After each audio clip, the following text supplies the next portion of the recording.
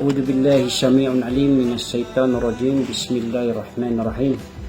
الحمد لله رب العالمين أولا واحدا لم يلد ولم يولد ولم يكن له كفوا أحد.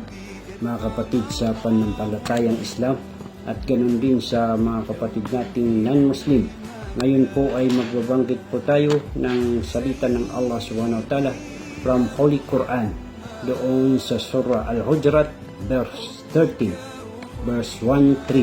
Ang sabi ng Allah subhanahu wa ta'ala, Ya ayuhan nasu inna halaknakum min zakari wa unsa wa halaknakum syu'uba wa kaba'ila litta'arafu inna akramakum indallahi atkakum innallaha alimun habir.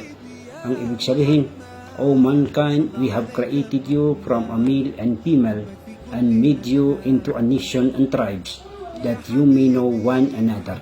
Verily, the most honorable of you with Allah is that believer who has al-taqwa, an example, one of the muttaqun, the pious. Verily, Allah is all-knowing, Allah is all-aware. Mga kapatid, maliwanag ang sabi ng Allah SWT, alam niya kung sinong mas mainam sa Kanya, yung yaong may pananampalataya sa Kanya.